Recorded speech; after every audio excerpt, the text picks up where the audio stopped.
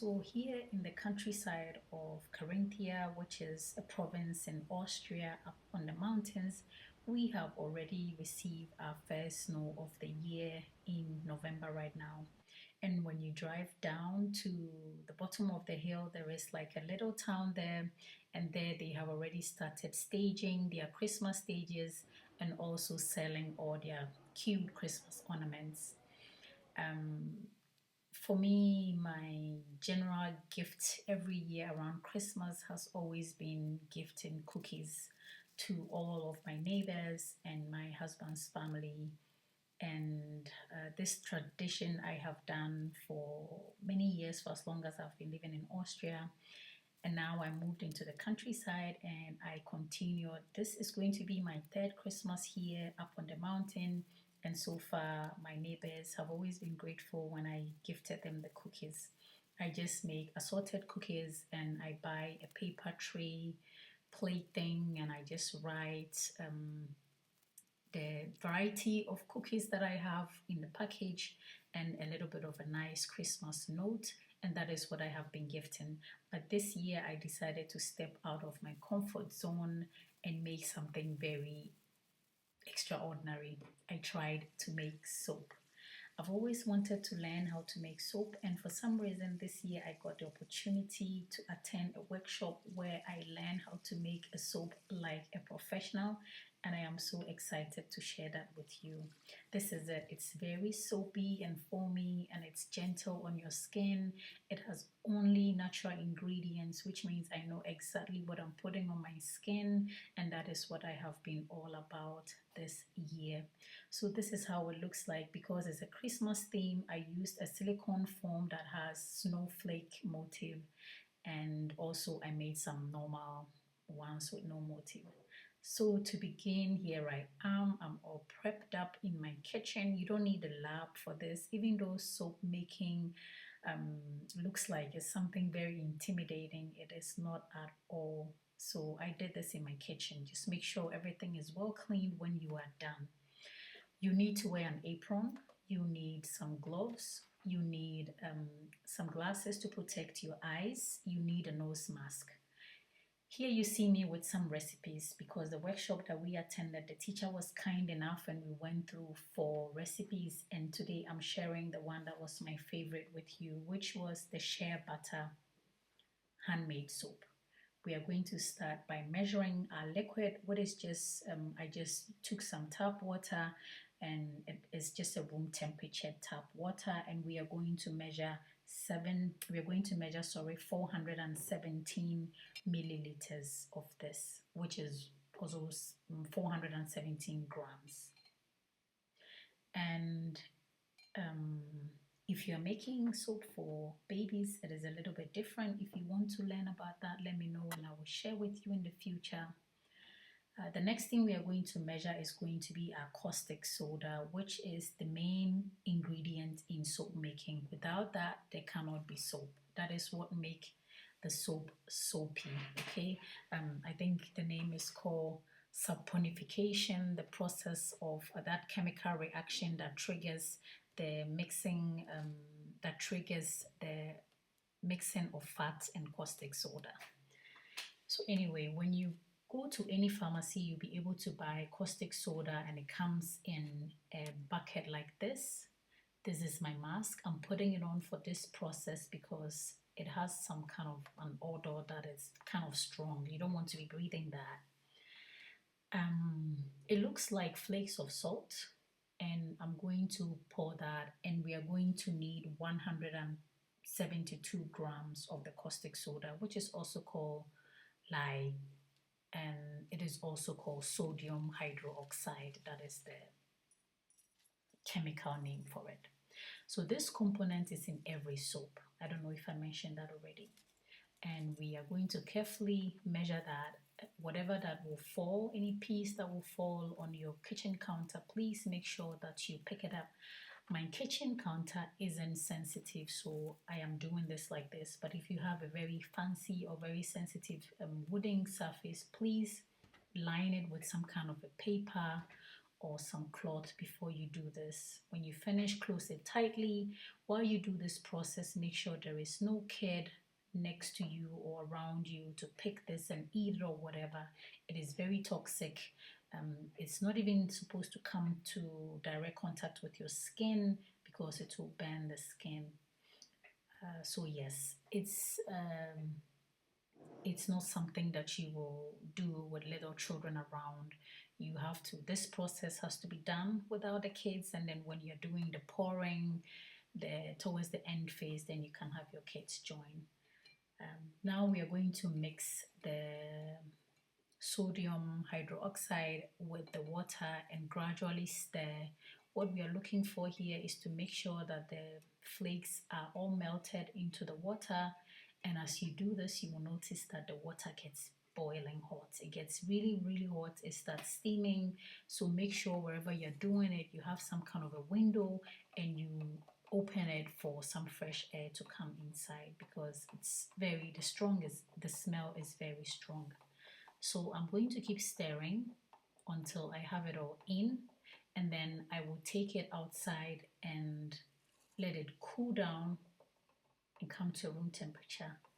And while that will be going on, we will go through the other ingredients as well.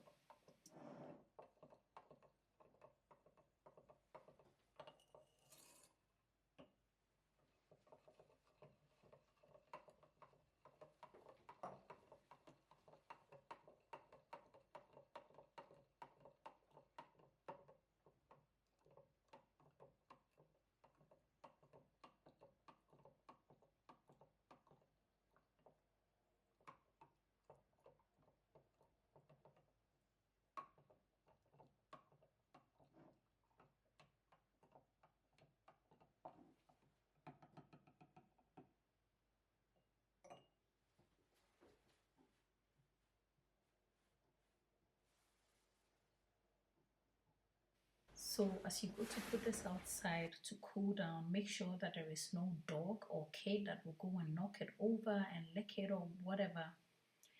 Now to go through my equipment, we have the pot to be mixing. We have some silicone foams that I got from Amazon for soap making. You don't need that fancy stuff. If you have any kind of box, in Austria, when you buy a milk, it comes in a 1 liter bottle thing, and I just cut it up and I use that. Or you use a baking foam and you line it with a parchment paper and a plastic foil, and then you cut it up when it is done. So yeah, for the mixing, I recommend a pot that is not shallow, because while you mix, you don't want it to be splashing everywhere. So now that that is out of the way, we are going to go through the oils. We have rapeseed oil, which is also canola oil. We have some coconut oil. Make sure you get the good one. We have some sieve, a net plastic sieve. It's important that it is plastic. And then we have a spatula. The reason that it is important to have the plastic sieve is because the metal might react with the sodium hydroxide because it's still warm. You need some kind of a mixer, a Stab, they say a Stab mixer in German. You can see a hand mixer. And this mixer should only be for your soap making or your body lotion and creams recipe, which you will have to wash it very well if you use it to make soap before you use it for the body lotions. I bought mine for €11, very cheap, just for soap making. The next ingredient is our shea butter. You can find shea butter in any pharmacy store.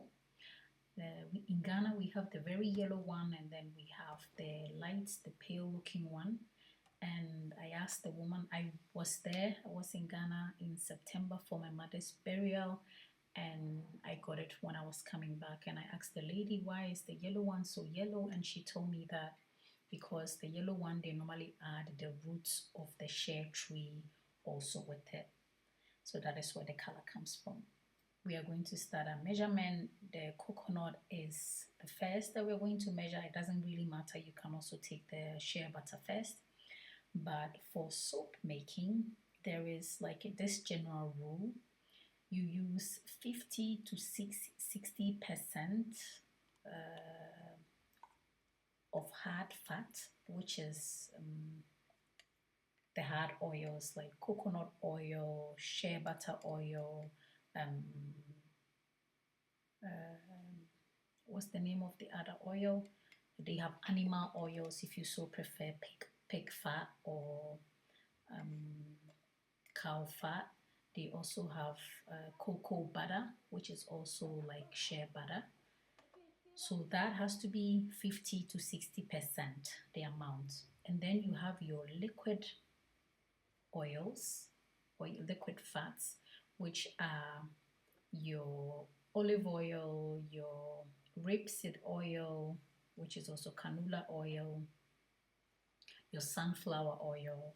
Those are the so we categorize them. It's hard for me to kind of say the words because I'm thinking in German and I'm trying to say it in English. So we have hard fats and then we have the oils. The oils are what I mentioned now: olive oil, coconut, rapeseed oil, sunflower oil. And then your hard fats are coconut oil, shea butter, cocoa butter.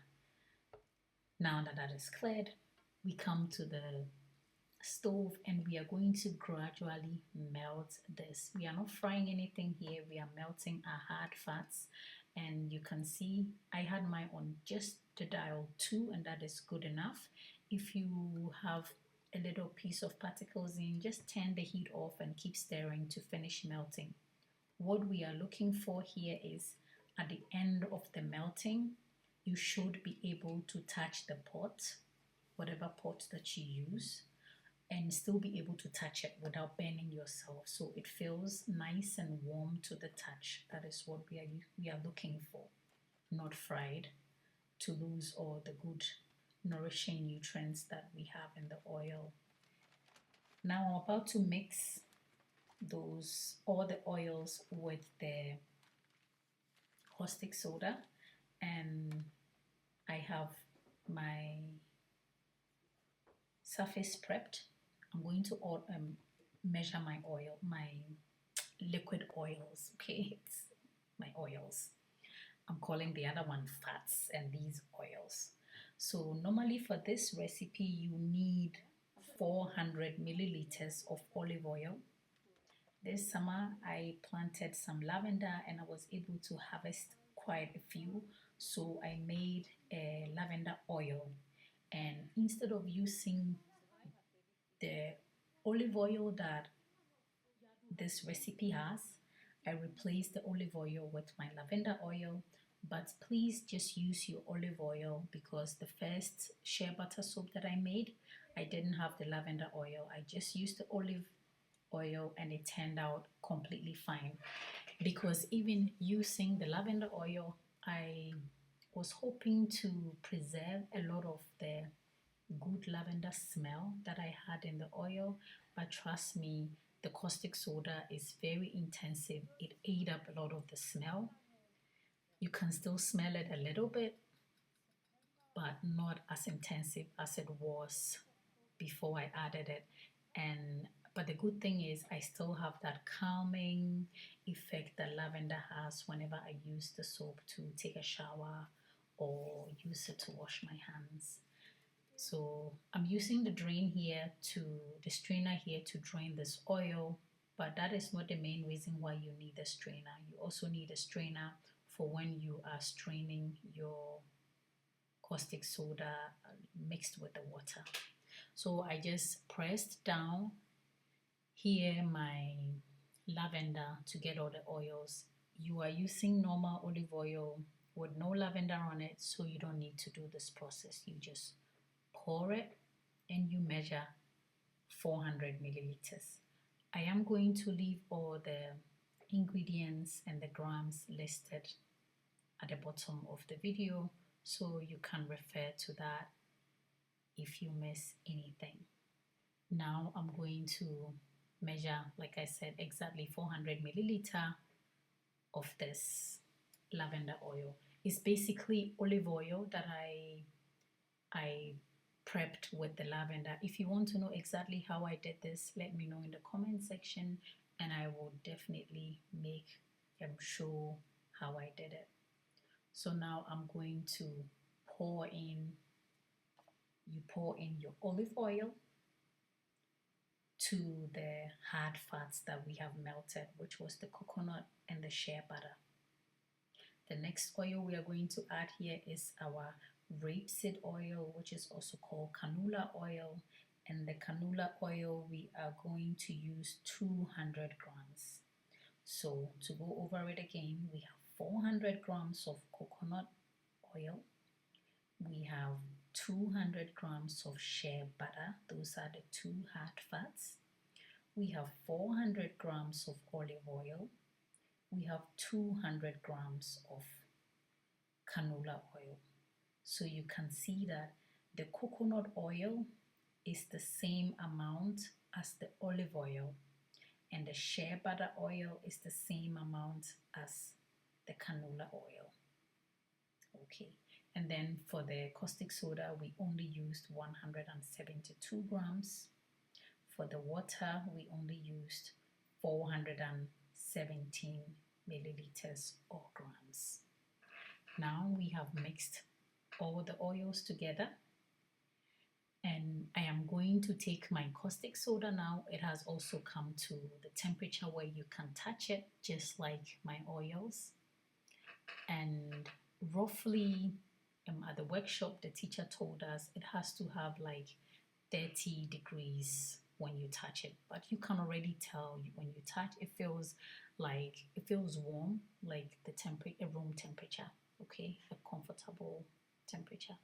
So for the plastics strainer, when you get the caustic soda out, you're going to pass it through the strainer to make sure that you don't have any pieces that didn't melt or whatever debris that might be in when you had it sitting outside. We added to the oils, and then taking your mixer, you're going to start mixing, and make sure you don't splash too much. That is why it's advisable for you to have a pot that is kind of long. So for the mixing, you will make sure that the mixing the hand mixer doesn't only sit at the bottom of whatever pot you are mixing it in.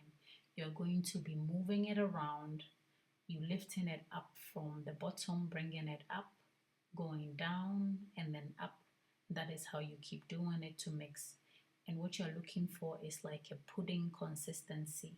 So I'll keep mixing until I get that consistency.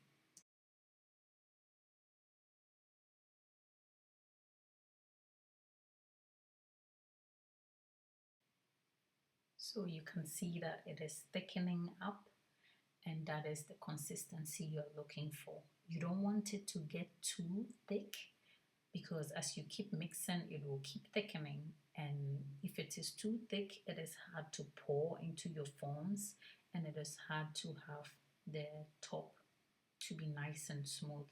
So just mix until it gets to the pudding consistency, and you can see that it sticks to your hand mixer somehow, and you use a spatula to scrape it down. That is how you know that you have gotten the right consistency, when you have it sticking on the hand mixer, but also not like really gluing onto it. Okay, so now the mixing is done. The whole soap process, this is it. It's not difficult at all. In less than, let's say, in 1 hour, you have a nice, natural, handmade soap that you made by yourself out of your kitchen. If you don't have a hobby room, which I don't have, I just do it in my kitchen, and as you can see, it works fine.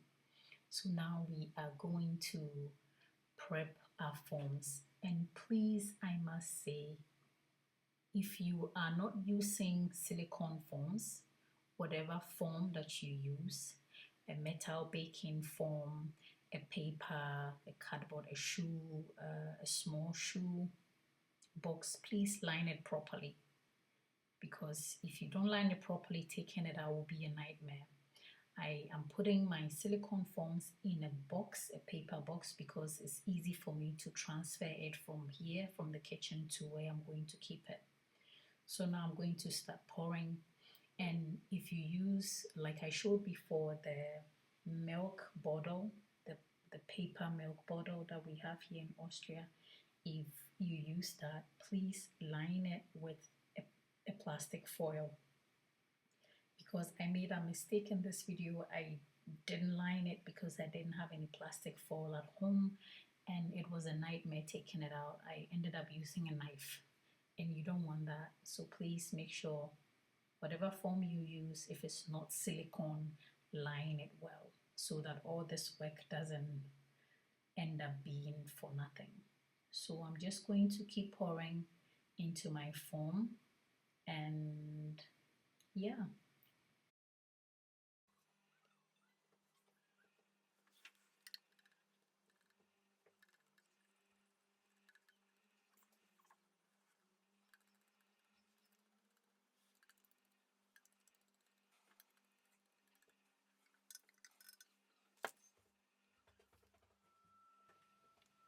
So after pouring into your foams, you have to make sure that you level the top as much as you can. I mean, it doesn't have to be perfect, because you can make it a little more perfect when you take the soaps out.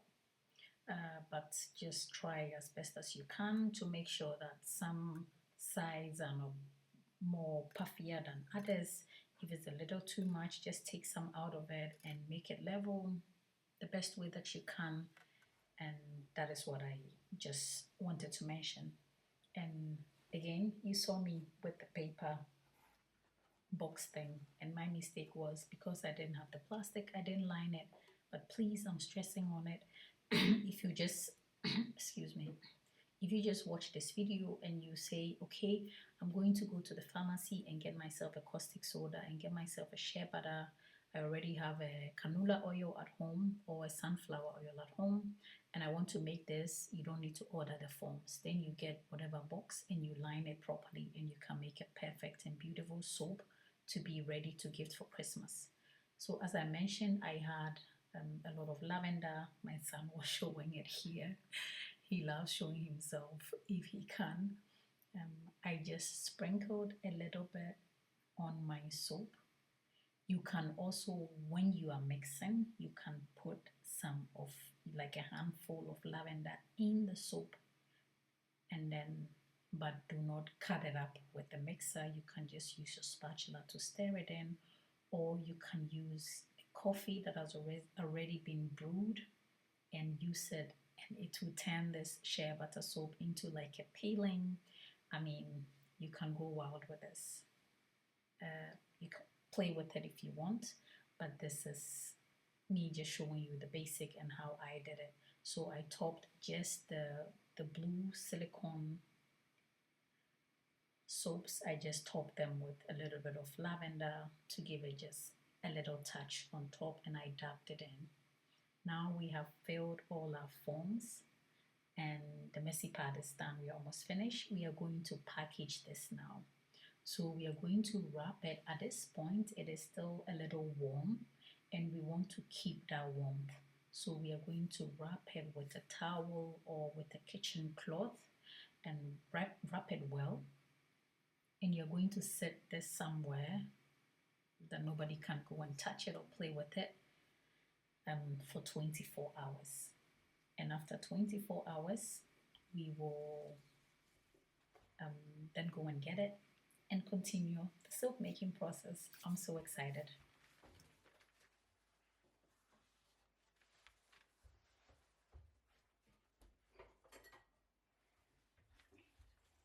The easiest way to clean this mess is to use a paper towel to wipe as much of the soap off your utensils, and take it to a sink and wash it. I normally wash at my bathroom sink. I do not wash it at my kitchen sink. So just bear that in mind. And please, if you try this recipe, you're trying it at your own risk. Make sure there are no children when you're mixing your liquid and your sodium hydroxide. After 24 hours, we are taking the soaps out. This is the fun part, and here you can have your kids join you and carefully take them out. With the silicone foam, they come out easily and effortlessly. If you used a paper box or a baking foam, then you lined it properly with a plastic foil. That way you are able to easily take it out. And when you take them out, you will cut them into the sizes that you want them to be in, the sizes that you want to use your soap in. I didn't have to do that because I used the foams already. So you place these in a shoebox or in anything that you have, and you are going to sit them on a counter and have them ripe for 4 weeks. With this shea butter recipe, it needs 4 weeks for it to get that foaminess of soap, you know, what they call saponification. That is the fancy word for it. I'm sorry. But yeah, 4 weeks. Some soaps need 6 weeks. Some take 8 weeks to ripe. It's called a ripening process. Okay, so when it is ripe, then you use it and it's all foamy. In my house, we use hand soaps like this for our whole body as well. That's what we use to take our showers. And here you can smooth it out with the knife because it's soft enough for you to smooth it out without damaging. And yes, this is the end of our soap making episode. Next week, I'm going to show you a cream. Thank you for watching. I hope you find it helpful. I hope that you try and you gift it and your friends and families will be happy. Like and subscribe, and I will see you in my next one. Bye.